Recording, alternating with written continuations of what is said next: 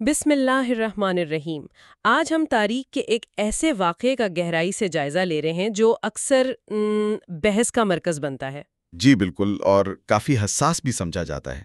جی ہاں، یہ واقعہ پیغمبر اسلام صلی اللہ علیہ وسلم اور مدینہ کے یہودی قبیلے بنو قریظہ کے درمیان پیش آیا تھا، اور اس کے جو نتائج بیان کیے جاتے ہیں وہ کافی سنگین ہیں۔ بالکل، الزامات ہیں کہ سینکڑوں مردوں کو قتل کیا گیا، عورتوں اور بچوں کو غلام بنایا گیا۔ تو یہ ایک حساس موضوع ہے۔ ہمارا مقصد یہاں کوئی حتمی فیصلہ سنانا نہیں، بلکہ جو مواد ہمارے پاس ہے اسے سمجھنے کی کوشش کرنا ہے۔ صحیح۔ ہمارے پاس ڈاکٹر شہزاد سلیم کی ایک گفتگو کا متن ہے۔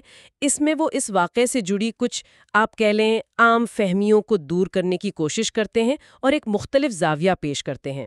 جی، تو آج کی نشست میں ہم ڈاکٹر سلیم کے تجزیے کو سمجھیں گے کہ ان کے مطابق یہ واقعہ کیوں ہوا، کیسے ہوا اور اس کی اصل بنیاد کیا تھی۔ تو آئیے اس تفصیل میں چلتے ہیں۔ بالکل۔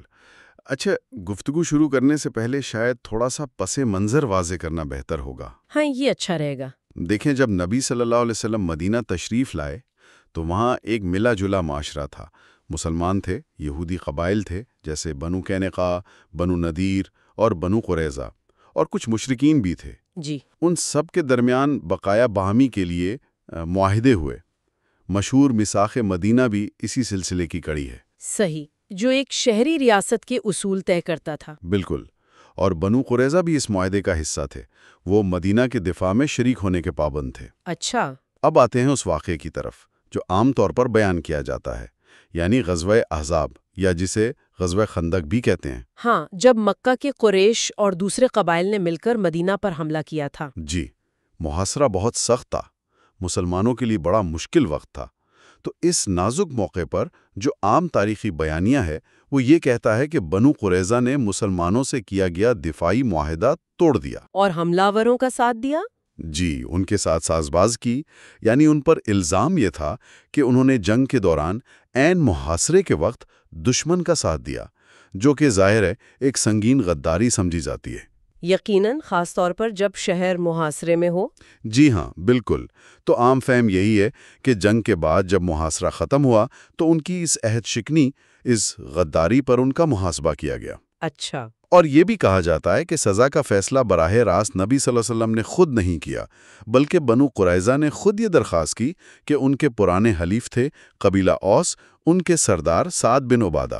اچھا، یہاں سعد بن عبادہ کا نام لیا گیا ہے۔ بعض روایات میں سعد بن معاذ کا ذکر زیادہ مشہور ہے۔ جی، یہ فرق روایات میں موجود ہے، لیکن چونکہ ہم ڈاکٹر سلیم کے متن پر بات کر رہے ہیں تو ہم اسی نام پر فوکس کریں گے جو انہوں نے استعمال کیا ہے، یعنی سعد بن عبادہ۔ تو بنو قریظہ نے انہیں اپنا حکم یعنی ثالث مقرر کرنے کی درخواست کی۔ فیصلہ دیا، وہ بہت سخت تھا۔ فیصلہ یہ تھا کہ قبیلے کے تمام بالغ مردوں کو قتل کر دیا جائے اور عورتوں اور بچوں کو قیدی بنا لیا جائے۔ اور یہ کہا جاتا ہے کہ یہ فیصلہ تورات کے مطابق تھا؟ جی ہاں، یہ بھی بیان کیا جاتا ہے کہ یہ فیصلہ تورات کے قوانین کے مطابق تھا۔ تو یہ ہے وہ عام تصویر جو اس واقعے کی پیش کی جاتی ہے، یعنی عہد شکنی اور جنگی غداری کی سزا۔ یہاں تک تو بات سمجھ آتی ہے، ایک سیاسی اور فوجی تناظر میں۔ لیکن آپ نے شروع میں کہا تھا کہ ڈاکٹر شہزاد سلیم کا تجزیہ اس سے ہٹ کر ہے۔ وہ کیا کہتے ہیں؟ ان کے نزدیک اصل وجہ کیا تھی؟ جی، یہیں سے ڈاکٹر سلیم کی گفتگو کا وہ آپ کہہ لیں مرکزی نقطہ شروع ہوتا ہے جو اس واقعے کو ایک بالکل مختلف روشنی میں دکھاتا ہے۔ ان کا استدلال اتمام حجت کے تصور پر مبنی ہے۔ اتمام حجت، یہ کیا تصور ہے؟ کیا آپ اسے تھوڑا آسان لفظوں میں سمجھا سکتے ہیں؟ یہ ہمارے سننے والوں کے لیے شاید نیا ہو۔ یقیناً، دیکھیں، اتمام حجت کا لفظی مطلب تو ہے دلیل کا مکمل ہو جانا یا بات پوری طرح واضح کر دینا۔ اچھا۔ ڈاکٹر سلیم اور ان کے مکتبہ فکر کے مطابق یہ اللہ تعالیٰ کا ایک خاص قانون ہے۔ یہ رسولوں سے متعلق ہے۔ جب اللہ کسی قوم کی طرف اپنا رسول بھیجتا ہے تو رسول کا کام صرف پیغام پہنچانا نہیں ہوتا۔ تو پھر کیا ہوتا ہے؟ رسول حق اور سچائی کو اس قوم پر اس طرح کھول کر بیان کر دیتا ہے، دلائل کے ساتھ، نشانیوں کے ساتھ، کہ کسی بھی سمجھدار شخص کے لیے اس سچائی کے انکار کی کوئی معقول وجہ باقی نہیں رہتی۔ یعنی کوئی شک و شبہ باقی نہ رہے۔ بالکل، حق اپنی آخری حتمی شکل میں واضح کر دیا جاتا ہے۔ اسی کو اتمام حجت کہتے ہیں۔ یہ تو ایک خاص ذمہ داری ہوئی۔ جی، اور ڈاکٹر سلیم قرآن کے حوالے سے یہ بیان کرتے ہیں کہ اس اتمام حجت کے بعد اگر قوم بحیثیت مجموعی رسول کا انکار کرتی ہے تو پھر وہ اللہ کے عذاب کی مستحق ٹھہرتی ہے۔ اللہ کے عذاب کی؟ جی ہاں، یہ عذاب پھر دو طرح سے آ سکتا ہے۔ اگر رسول کے پاس کوئی محفوظ ٹھکانہ، کوئی ریاست جسے دارالحجرت کہا جاتا ہے وہ نہیں ہے، تو عذاب عموماً کوئی آسمانی آفت ہوتی ہے، جیسے سیلاب، زلزلہ، طوفان۔ جیسے پچھلی قوموں کے قصے ہیں، قوم نوح، عاد، سمود۔ بالکل، ان قوموں کی طرح جو پوری کی پوری ہلاک کر دی گئی۔ لیکن اگر رسول اور ان کے ساتھیوں کو اللہ کی طرف سے دارالحجرت مل جائے، یعنی ایک محفوظ علاقہ، ایک ریاست، اقتدار مل جائے، جیسے مدینہ میں مسلمانوں کو ملا۔ جی بالکل، تو پھر یہ عذاب اللہ کا فیصلہ خود رسول اور ان کے ساتھیوں کے ہاتھوں نافذ کیا جاتا ہے، اور یہ عموماً ان منکر قوموں پر موت کی سزا کی شکل میں ہوتا ہے۔ یعنی تلوار کے ذریعے؟ جی، یہ گویا اللہ کا فیصلہ ہوتا ہے جو رسول کے ذریعے ان کے ساتھیوں کے ذریعے عمل میں آتا ہے۔ یہ تو ایک بہت ہی سنگین الہی قانون کا بیان لگ رہا ہے۔ تو ڈاکٹر سلیم کے مطابق بنو قریظہ کا معاملہ اس قانون کے تحت آتا ہے؟ جی ہاں، ڈاکٹر سلیم کا مرکزی استدلال بالکل یہی ہے۔ ان کے مطابق نبی صلی اللہ علیہ وسلم کی مدینہ میں موجودگی، آپ کی دعوت، قرآن کا اترنا، یہودیوں کے ساتھ آپ کے مکالمے، یہ سب کچھ مل کر مدینہ کے یہودی قبائل پر بشمول بنو قریظہ اتمام حجت کر چکے تھے۔ یعنی ان پر حق اتنا واضح ہو گیا تھا کہ انکار کی گنجائش نہیں رہی تھی۔ ان کے مطابق جی ہاں، ان کے پاس حق کو تسلیم نہ کرنے کا کوئی معقول عذر باقی نہیں رہا تھا۔ تو اس اصول کے تحت چونکہ انہوں نے اتمام حجت کے بعد بھی جان بوجھ کر حق کا انکار کیا، وہ اس الہی قانون کی زد میں آ چکے تھے۔ تو وہ سزا کے مستحق ہو چکے تھے انکار کی وجہ سے؟ جی، ڈاکٹر سلیم کی اصطلاح میں وہ مباح الدم ہو چکے تھے، یعنی ان کا خون بہانا اس خدائی قانون کے تحت جائز ہو چکا تھا۔ یہ سزا ان پر گویا لازم ہو چکی تھی، صرف اس کے نفاذ کا وقت باقی تھا۔ اچھا، یہ بات تو واقعی بہت مختلف ہے عام تصور سے۔ لیکن پھر ایک سوال فوراً ذہن میں آتا ہے، اگر وہ اتمام حجت کے انکار کی وجہ سے پہلے ہی سزا کے مستحق تھے، تو پھر وہ جو معاہدہ تھا مسلمانوں اور بنو قریظہ کے درمیان، اس کی کیا اہمیت تھی؟ وہ معاہدہ کیوں تھا اور اس کا اس سزا سے کیا تعلق بنا پھر؟ یہ بہت اہم نقطہ ہے اور ڈاکٹر سلیم اس کی وضاحت کرتے ہیں۔ وہ کہتے ہیں کہ یہ معاہدہ جو بنو قریظہ اور مسلمانوں کے درمیان تھا، وہ دراصل بنو قریظہ کے لیے ایک قسم کی مہلت تھی، ایک ریسپائٹ، یا آپ کہہ لیں امان تھی، امیونٹی۔ امان؟ یعنی ایک حفاظتی شیلڈ کی طرح؟ بالکل، ایک ایسی حفاظتی شیلڈ جو انہیں اس سزا سے عارضی طور پر بچائے ہوئے تھی جو اتمام حجت کے بعد انکار کی صورت میں ان پر لاگو ہوتی تھی۔ جب تک وہ اس معاہدے کے پابند تھے، وہ امان میں تھے، ان پر وہ الہی سزا نافذ نہیں کی جا رہی تھی۔ اچھا، تو معاہدہ ان کے لیے ایک رعایت تھی، سزا سے بچنے کا ایک ذریعہ تھا جب تک وہ اس پر قائم رہتے؟ بالکل، ڈاکٹر سلیم کے تجزیے کے مطابق تو یہی لگتا ہے۔ شاید یہ ان کی طرف سے اگر مثبت رویہ رہتا تو توبہ اور واپسی کا راستہ بھی کھول سکتا تھا، لیکن ہوا کیا جب انہوں نے غزوہ احزاب کے اس انتہائی نازک موقع پر وہ معاہدہ توڑا۔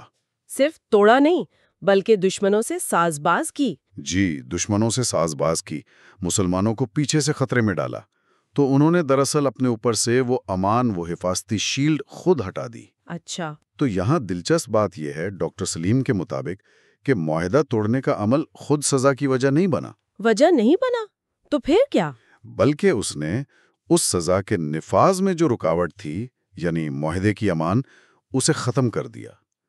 اس عہد شکنی نے انہیں ان کی اس اصلی حیثیت پر واپس لا کھڑا کیا جہاں وہ اتمام حجت کے انکار کی وجہ سے پہلے ہی اللہ کے قانون کے تحت سزا کے مستحق تھے۔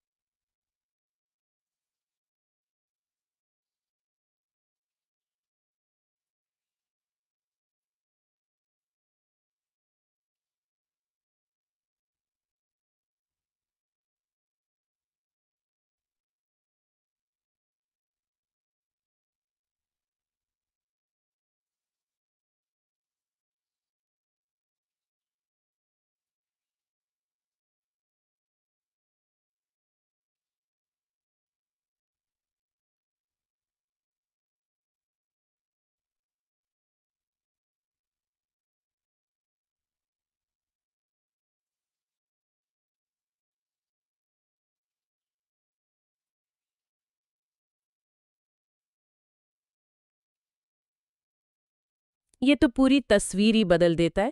تو گویا عہد شکنی وہ چنگاری تھی جس نے آپ کہہ لیں بارود کے ڈھیر میں آگ لگا دی جو پہلے سے موجود تھا. یعنی اصل مسئلہ اتمام حجت کا انکار تھا اور عہد شکنی نے صرف اس کے نتیجے کو سامنے لانے کا راستہ صاف کیا. جی، آپ اسے اس طرح سمجھ سکتے ہیں ڈاکٹر سلیم کے نقطہ نظر سے. ان کے مطابق اگر سزا صرف عہد شکنی کی ہوتی، جو کہ ایک سیاسی یا فوجی جرم ہے، تو شاید اس کی نوعیت مختلف ہوتی. کیسے مختلف ہوتی؟ وہ ایک اور دلیل یہ دیتے ہیں کہ سزا دیکھیں پورے قبیلے کو دی گئی، تمام بالغ مرد قتل، عورتیں اور بچے قیدی. وہ سوال اٹھاتے ہیں کہ اگر جرم صرف معاہدہ توڑنا تھا تو کیا یہ ممکن نہیں کہ اس میں قبیلے کے سارے لوگ براہ راست شامل نہ ہوں؟ ہاں، یہ ممکن ہے. ہو سکتا ہے قیادت نے فیصلہ کیا ہو یا کچھ جنگجو ملوث ہوں. جی، تو پھر سزا اجتماعی کیوں، پورے قبیلے کو کیوں؟ یہ واقعی ایک اہم سوال ہے. عام طور پر بھی جنگی قانونوں یا غداری کی سزا میں انفرادی ذمہ داری کا تعین کرنے کی کوشش کی جاتی ہے. تو ڈاکٹر سلیم کے مطابق یہ اجتماعی سزا کیوں؟ ان کے مطابق یہ وسیع پیمانے کی سزا، یہ اجتماعی سزا اس الہی قانون سے زیادہ مطابقت رکھتی ہے جو رسول کا انکار کرنے والی پوری قوم پر اتمام حجت کے بعد لاگو ہوتا ہے. یہ سزا کسی انفرادی جرم کی نہیں تھی، بلکہ بحیثیت قوم اللہ کے رسول کی دعوت کو حتمی طور پر رد کرنے کا نتیجہ تھی. یعنی جب ان پر حق پوری طرح واضح کیا جا چکا تھا. جی ہاں، اتمام حجت کے بعد انکار کا معاملہ فرد کا نہیں رہتا، بلکہ پوری قوم کا بن جاتا ہے جو رسول کی مخاطب ہوتی ہے. اس لیے سزا بھی اجتماعی ہوئی. یہ نقطہ سزا کی شدت اور اس کے اجتماعی ہونے کی ایک ممکنہ وضاحت فراہم کرتا ہے اگر ہم ڈاکٹر سلیم کے فریم ورک کو مان لیں. اچھا، اب آتے ہیں سعد بن عبادہ کے فیصلے کی طرف. ڈاکٹر سلیم اس کی کیا توجیہ پیش کرتے ہیں، خاص طور پر یہ کہ انہوں نے تورات کے مطابق فیصلہ کیوں کیا؟ جی، ڈاکٹر سلیم اس کی وضاحت یوں کرتے ہیں کہ پہلی بات تو یہ کہ بنو قریظہ نے خود سعد بن عبادہ کو اپنا حکم مانا تھا. اب جب سعد نے فیصلہ کرنا تھا تو اس وقت تک قرآن مجید میں خاص اس نوعیت کی اجتماعی غداری اور عہد شکنی کی کوئی متعین سزا نازل نہیں ہوئی تھی. یعنی اسلامی شریعت میں اس معاملے کے لیے کوئی واضح قانون اس وقت موجود نہیں تھا؟ جی، ڈاکٹر سلیم کے مطابق اس خاص صورتحال کے لیے کوئی واضح ہدایت نہیں تھی. تو ایسی صورت میں سعد بن عبادہ نے فیصلہ ان لوگوں کی اپنی مذہبی کتاب یعنی تورات کے قانون کے مطابق کیا. تورات کے مطابق؟ جی، ڈاکٹر سلیم بتاتے ہیں کہ تورات کی کتاب استثناء یعنی ڈیوٹرونومی، اس میں جنگ اور دشمن شہروں سے متعلق قانون درج ہیں. ان میں سے ایک یہ بھی ہے کہ اگر کوئی شہر صلح سے انکار کرے اور لڑے تو اس کا محاصرہ کیا جائے اور فتح کے بعد اس کے تمام مردوں کو قتل کر دیا جائے اور عورتوں، بچوں اور مال غنیمت کو لے لیا جائے. اچھا. تو سعد بن عبادہ نے اس تشریح کے مطابق انہی کے قانون کو انہی پر نافذ کر دیا. سے اس الہی فیصلے کی ہی توثیق یا عمل درآمد تھا جو اتمام حجت کے انکار کی وجہ سے پہلے ہی مقدر ہو چکا تھا، اور یہ فیصلہ اتفاق سے ان کی اپنی کتاب کے قانون کے بھی مطابق نکل آیا؟ جی، ڈاکٹر سلیم کے تجزیے کی روح کچھ یہی معلوم ہوتی ہے کہ فیصلہ بنیادی طور پر تو اس الہی قانون کے تحت تھا جو رسول کے انکار پر اتمام حجت کے بعد لاگو ہوتا ہے. سعد بن عبادہ کا کردار اس فیصلے کو ان کے اپنے جانے پہچانے قانونی فریم ورک یعنی تورات کے ذریعے نافذ کرنے کا تھا. یہ گویا اللہ کے فیصلے کا نفاذ تھا جو ان کے اپنے تسلیم شدہ صحیفے میں درج سزا کے مطابق عمل میں آیا. ٹھیک ہے. اب اگر ہم ڈاکٹر سلیم کے پورے تجزیے کا خلاصہ کریں تو کیا اہم نکات سامنے آتے ہیں؟ یہ ہمیں اس واقعے کو سمجھنے میں کیسے مدد دیتا ہے؟ خلاصہ یہ ہے کہ ڈاکٹر سلیم کے مطابق پہلا نقطہ، بنو قریظہ کا واقعہ بنیادی طور پر محض عہد شکنی یا سیاسی غداری کی سزا نہیں تھی. ٹھیک ہے. دوسرا، اصل بنیاد اللہ کے رسول پر اتمام حجت ہو جانے کے بعد ان کا بحیثیت قوم انکار کرنا تھا. جی. تیسرا، اس انکار کی وجہ سے وہ ایک خاص الہی قانون کے تحت اجتماعی سزا یعنی موت اور قید کے مستحق ہو چکے تھے. اچھا. چوتھا نقطہ، مسلمانوں کے ساتھ کیا گیا معاہدہ ان کے لیے ایک امان یا مہلت تھی جو انہیں اس سزا سے عارضی طور پر بچائے ہوئے تھی. صحیح. پانچواں، غزوہ احزاب کے دوران عہد شکنی کر کے انہوں نے یہ امان خود ختم کر دی جس سے سزا کے نفاذ کی راہ ہموار ہو گئی. اور چھٹا نقطہ، سعد بن عبادہ کا فیصلہ اسی الہی سزا کا نفاذ تھا جو انہوں نے بنو قریظہ کی اپنی کتاب تورات کے قانون کے مطابق سنایا، کیونکہ اس وقت قرآن میں اس کی کوئی متبادل سزا صراحت سے بیان نہیں ہوئی تھی۔ یہ تو بہت واضح خلاصہ ہے۔ جی، تو اگر ہم اسے بڑے تناظر میں دیکھیں تو یہ نقطہ نظر اس واقعے کو مکمل طور پر ایک مذہبی اور الہیاتی فریم ورک میں رکھتا ہے۔ یہ اسے محض ایک تاریخی جنگی جرم اور سزا کے باب سے نکال دیتا ہے، اور اسے نبوت اور رسالت کے مشن سے جوڑتا ہے۔ بالکل، یہ اسے حق کی وضاحت یعنی اتمام حجت اور اس کے نتیجے میں مرتب ہونے والے خدائی قانونوں کے نفاذ کے طور پر پیش کرتا ہے۔ یہ یقینی طور پر جو عام تاریخی یا سیاسی تجزیے ہیں ان سے بہت مختلف تصویر ہے۔ یہ واقعی ایک بالکل مختلف زاویہ نگاہ ہے۔ یہ اس پورے معاملے کو زمینی، انسانی یا سیاسی سطح سے اٹھا کر ایک ماورائی الہی منصوبے اور قانون کے تناظر میں دیکھنے کی کوشش ہے۔ یہ سمجھنا کہ ڈاکٹر سلیم کا تجزیہ اس واقعے کی روایتی تشریحات سے کتنا مختلف ہے، یہ اپنے آپ میں بہت اہم ہے۔ بالکل، اور یہ تشریح اس واقعے کو نبی صلی اللہ علیہ وسلم کے رسالتی کردار کا ایک آپ کہہ لیں لازمی حصہ بنا کر پیش کرتی ہے۔ اس نظریے کے مطابق رسول کا کام صرف پیغام دینا نہیں بلکہ حق کو اس طرح مکمل طور پر واضح کرنا یعنی اتمام حجت کرنا ہے کہ ماننے اور نہ ماننے کے نتائج بھی اسی دنیا میں اللہ کے قانون کے تحت ظاہر ہو جائیں۔ خاص طور پر جب رسول کو اقتدار حاصل ہو۔ جی، خاص طور پر جب رسول کو دارالہجرت اور اقتدار حاصل ہو۔ آج کی اس گہری گفتگو میں ہم نے ڈاکٹر شہزاد سلیم کے فراہم کردہ متن کی روشنی میں بنو قریظہ کے واقعے پر ان کے مخصوص تجزیے کو تفصیل سے سمجھنے کی کوشش کی ہے۔ یہ نقطہ نظر جو اتمام حجت کے تصور پر مبنی ہے، اس واقعے کو صرف معاہدے کی خلاف ورزی کی سزا سے کہیں آگے لے جاتا ہے اور اسے ایک الہی قانون کے نفاذ کے طور پر پیش کرتا ہے۔ جی، یہ ایک ایسی تشریح ہے جو عام طور پر کم ہی سننے کو ملتی ہے اور یقینی طور پر سوچنے کے نئے در وا کرتی ہے۔ یقیناً، اور یہ ایک اہم سوال بھی اٹھاتا ہے کہ ہم تاریخی واقعات کو کیسے سمجھتے ہیں۔ ہماری تشریح پر ہمارے منتخب کردہ فریم ورک کا کتنا گہرا اثر ہوتا ہے۔ یعنی ہم کون سی اینک لگا کر تاریخ کو دیکھ رہے ہیں، مذہبی، سیاسی، فوجی یا سماجی؟ بالکل، ایک ہی واقعہ مختلف اینکوں سے بالکل مختلف نظر آ سکتا ہے۔ یہ غور طلب نکتہ ہے کہ اتمام حجت کا تصور، جیسا کہ ڈاکٹر سلیم کے ماخذ میں بیان کیا گیا ہے، تاریخی واقعات، خاص طور پر انبیاء اور ان کی اقوام سے متعلق واقعات کی تفہیم کو کس طرح بدل سکتا ہے۔ کیا یہ ہمیں تاریخ کو پڑھنے اور سمجھنے کا کوئی نیا یا زیادہ بامانی زاویہ فراہم کرتا ہے؟ یا یہ خود ایک مخصوص مذہبی تعبیر ہے جسے تاریخی شواہد پر منطبق کرنے کی کوشش کی گئی ہے؟ یہ وہ سوالات ہیں جن پر مزید غور و فکر کیا جا سکتا ہے۔ یہ سوچنے کے لیے ایک نکتہ ہے۔ بالکل، اس پر مزید سوچ بچار کی ضرورت ہے۔ السلام علیکم سائل المسلمین والمسلمات۔